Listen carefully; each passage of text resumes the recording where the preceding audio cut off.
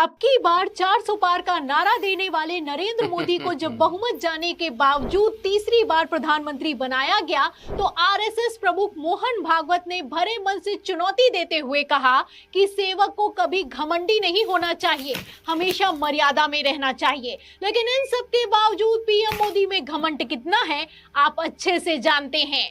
आपको बता दें कि जब से खबर निकलकर सामने आई कि सीएम योगी आदित्यनाथ की कुर्सी जाने वाली है, घमासान मचा हुआ है। पहले तो योगी आदित्यनाथ ने मोर्चा संभाला और अब भागवत ने बयान दिया है। एक तरीके से खुली बगावत हो गई है। मोहन भागवत ने भरे मंच से कहा है कि जो लोग खुद को भगवान समझते हैं उनकी इच्छा का अंत कभी नहीं हो सकता। अब जैसे ही भागवत ने ये बयान दिया, देखते ही देखते ये बयान सोशल मीडिया पर वायरल हो गया है। और तो और वरिष्ठ पत्रकार रवीश कुमार ने भी प्रधानमंत्री नरेंद्र मोदी को ये बयान टैग करके जबरदस्त मजे लिए हैं। तो वरिष्ठ पत्रकार रवीश कुमार ने क्या कहा आपको बता। अस्सलाम वालेकुम वरहमतुल्लाहि वबरकातुहू। अज़ीज़ान मिल्लत इस्लामिया, आप तमाम उम्मती को मुफस्सल की तरफ से सलाम उड़ते हैं। घर में बड़ी पर्दानशीन इज़्ज़तदार माँ और बहनों को मुफस्सल की तरफ से सलाम उड़ते हैं। बर के बरिया अल्लाह से उम्मीद है आप लोग खैरियत से होंगे, अल्लाह की हिफाजत में होंगे। इन मलूनों की मलामत से, इन फ़िरक़ा परस्तों की फ़िरक़ा परस्ती से, इन दरिंदों की दरिंदगी से महफूज होंगे। अल्लाह आप लोगों को अपने हफ्ज़ अमान में रखे, अल्लाह अपनी हिफाजत में रखे, अल्लाह हर आबा से हर शर से महफूज रखे। बहर के बहरहाल मेरे अजीज़ दोस्तों, मेरे भाइयों, देश के हालात से भी आप लोग वाकिफ़ है और देश के बाहर के हालात से भी आप लोग बचा वाकिफ़ है। लेकिन ये आपका भाई आप लोगों को देश की ही जुड़ी वो ख़बर सुनाऊंगा जो सुनकर आप लोगों का दिल बाग बाग हो जाता है। क्योंकि आप लोगों ने इन 11 साल में इतनी अज़ियतें और इतने तकलीफ़ें उठाए हैं, इतना जुल्म देखा है कि अब अच्छी ख़बर आती है या कोई अच्छी चीज़ होती है और जो तकलीफ़ दिए उन्हों तकलीफ़ में है तो हमको खुशी महसूस होती है। ये सौ आने सच है, ये एक हकीकत है, ये एक सच्चाई है। वो चाहे कौन से भी बड़ी सिंग वाला रहो, उससे फ़र्क नहीं पड़ता। तो बहरहाल मेरे अजीज़ दोस्तों, मेरे भाइयों, यूपी उत्तर प्रदेश टखला, गंजोटी, गंजा, बौना, जोकर, हगरा, बिसात मारने वाला, गटरी जानवर, गटर की ग़िज़ा खाने वाला, मूत्र पीने वाला, अब उसके साथ और एक आरएसएस का चीफ है इनका मोहन भागवत, वो दोनों भी मैदान में आ गया है।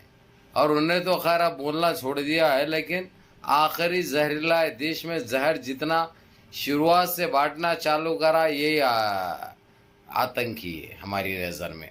अब इनकी नज़र में उन्हें क्या भी हो, लेकिन हम हमारे देश को तोड़ने की जो भी बात करेगा हम उसको तो आतंकी बोलेंगे। ये एक हकीकत है, ये एक सच्चाई है। तो मोहन भागवत ने डायरेक्ट प्राइम मिनिस्टर मोदी को टारगेट करते हुए उनके ऊपर तनकीद भी कर दी और बता दिया कि अब की बार 400 पार जो तुमने कहे थे तो वो तो खैर ख़त्म हो गया। तो तुम्हारी जो तकब्बुर है, जो तुम्हारा गुरूर है, वो चुकनाचूर हो गया। अब तुम अपने आप को एक भगवान के बहुत बड़े अवतार समझ रहे थे और ख़ुद ही भगवान समझ रहे थे इस धरती के, जो कि सरासर तुमने ये बहुत गलत बात की थी।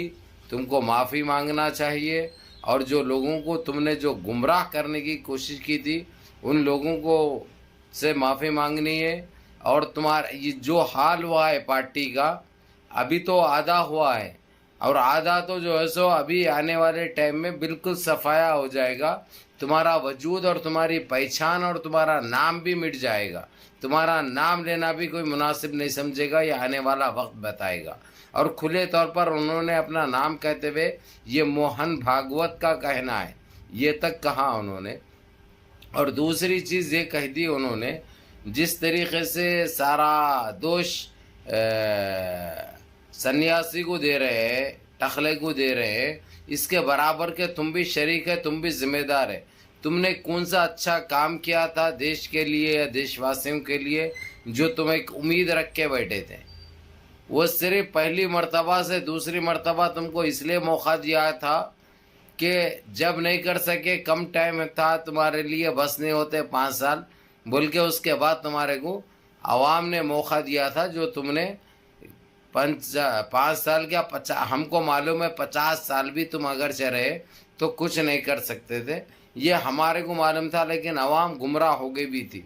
जो अभी अवाम को जैसे ही मालूम हुआ, अवाम ने अच्छी तरीके से तुमको सिर्फ धुतकारा नहीं, बल्कि तुम्हारे के ऊपर बायकॉट किया, तुम्हारे को दिखा दिया तुम्हारा आईना, तुम्हारा ख़त, तुम्हारी हैसियत, और तुम कौन से ख़त के है, ये सारी चीज़ें तुमको दिखा दी। भाई ये मैंने मोहन भागवत बोल रहा है।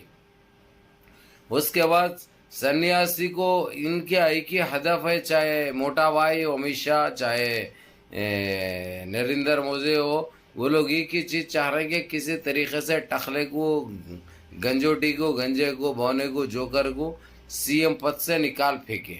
लेकिन उन्हें भी इतनी जिद पे अड़े हुआ है, चाहे कुछ भी हो जाओ, चाहे कुछ भी हो जाए, मैं अपना पद नहीं छोड़ता, मैं अपनी कुर्सी नहीं छोड़ता, अपना सीएम का ओहदा नहीं छोड़ता मरा। तो अब इसके ऊपर क्या वो लोग एक्शन लेते हैं?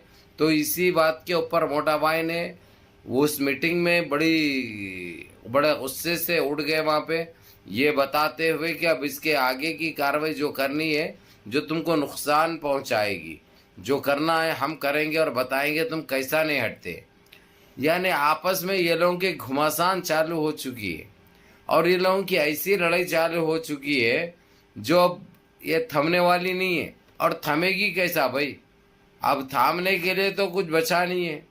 अब इनकी पाँव तले जमीन निकल रही है, तो इनकी जमीन तो निकल चुकी है, सन्यासी की तो अब निकल रही है, और इनकी तो बहुत पहले ही निकल चुकी है। इन्हों तो जो है सो दूसरों के सहारे पे, दूसरों के आसरे पे, दूसरों के मदद लेके, तो अगर से वो लोग अपना पाँव खींच लिए ना, खुद ब खुद इनको लटके जाएंगे इन्हों, समझे ना। क्योंकि जो इनका जो पिंजरा बनाई है अवाम, काबिल तारीफ है वो।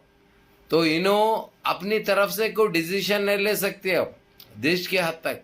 ये एक हकीकत है, ये एक सच्चाई है, जो आप लोगों को पहले भी बता चुका हूँ मैं। हाँ, लेकिन इनकी पार्टी के अंदर इन्हों बराबर कर सकते कुछ भी। अब जो टखले के लिए जो चैलेंज बने हुए है, वो टखले को जो है सो मोहन भागवत भी नहीं बचा सकता, ना उसने ये बचाने की बात की। अलबत्ता ये कहा उन्हें कि उन्हें भी उतने ही जिम्मेदार है जितने तुम जिम्मेदार है। तुम तो उससे ज्यादा ही है, क्योंकि तुम अपने आप को जो है सो धरती पे जो है सो तुम भगवान समझ रहे थे, और ख़ास कनेक्शन है भगवान के साथ बोल के जो तुम ये बोले, ये बड़ा वो हुआ। और इसका मज़ा रवीश कुमार भी उठाया, एक टैग करा उन्हें, ट्वीट उनको करके जो है सब खे लगाए रवीश कुमार ने। ये हंसी मजाक खुद बने, इन्हों हंसी मजाक खुद बने।